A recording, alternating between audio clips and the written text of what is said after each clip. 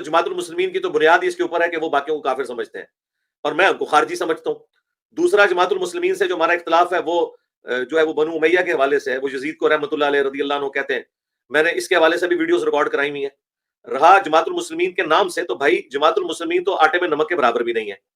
نہ تو پاکستان پورے میں گنتی کی شاید ان کی 10 مسجدیں بھی نہ نکلیں 25 کروڑ کی آبادی میں، تو بہت تھوڑے ہیں. وہاں پہ اگر ہیں تو میں نے ان کی جو بنیادی بات ہے ان کا تو میں نے علمی جواب دے دیا. ان کے بنیادی 2 ہی اختلاف ہیں باقی امت کے ساتھ. وہ کہتے ہیں فرقوں کا نام رکھنے والا اور اس کی بنیاد پہ مسجد بنانے والا کافر ہے. یہ ان کا بنیادی مسئلہ ہے. ٹھیک ہے. اور چونکہ اب یہ انہوں نے مسئلہ کھڑا کر لیا ہے کہ لوگوں کو کافر کہتے ہیں، اس وجہ سے ظاہر ہے دوسروں کے پیچھے وہ نماز بھی نہیں پڑھیں گے. یہ ان کے ساتھ مسئلہ جڑا ہوا ہے. دوسرا، نماز وہ اس لیے نہیں پڑھتے کہ وہ مسلمان نہیں سمجھ رہے. تو میں نے ان کے ہر دلیل کا جواب دیا، علمی جواب دیا.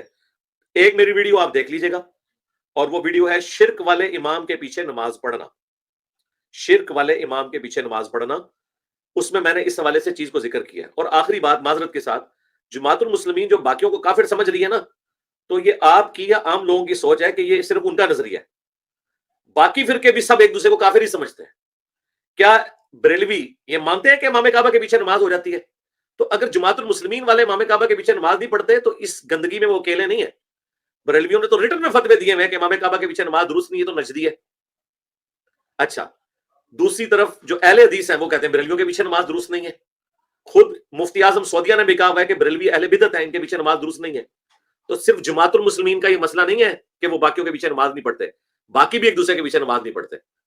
اور رہا کفر اسلام کا مسئلہ، تو بھائی باقی فرقے بھی ایک دوسرے کو کافر ہی سمجھتے ہیں. بریلویوں نے اہل حدیث کو، دیوبند کو، شیعہ کو کافر لکھا ہوا ہے، احمد بریلوی نے. ٹھیک ہے. اسی طریقے سے اہل حدیث علماء کہتے ہیں کہ بریلوی مشرکین عرب سے بھی بدتر ہیں. احسان اللہ زہیر کی کتاب آپ بریلویہ پڑھ کے دیکھ لیں. تو جب اہل حدیث بھی بریلویوں کو کافر کہیں، بریلوی اہل حدیث کو کافر کہیں، بریلوی دیوبندیوں کو کافر کہیں، دیوبندی ان لوگوں کو کافر کہیں، تو جماعت المسلمین والے تو پھر شاہی کوئی نہیں. تو جماعت المسلمین والوں نے کوئی ایسا کام نہیں کیا جو باقی فرقے نہیں کر رہے. رہا ان کے عقائد و نظریات کا رد، وہ میں نے کیا ہوا ہے، بالکل کیا ہوا ہے. لیکن میں پھر بھی آپ کو بتاؤں، جماعت المسلمین کی توحید بھی بریلوی اور دیوبندیوں سے بہتر ہے. ٹھیک ہے. وہ اہل حدیث میں سے نکلے ہوئے ہیں. جماعت المسلمین کی نماز کا طریقہ بھی بریلوی اور دیوبندیوں سے بہتر ہے. وہ اہل حدیث کی طرح سنت کے مطابق نماز پڑھتے ہیں، بلکہ اہل حدیث سے بھی ایک آگے ہیں کہ وہ رفع الیدین بھی بڑا اچھا کرتے ہیں، پلس سر ڈھانپ کے نماز پڑھتے ہیں. تو کئی خوبیاں جماعت المسلمین میں ایسی ہیں جو بریلوی دیوبندیوں میں بھی موجود نہیں ہیں. رہا کافر کافر کی گیم کرنا، تو وہ سارے ایک دوسرے کو کافر سمجھتے ہیں. ٹھیک ہو گیا جی رمیز بھائی، فی امان اللہ.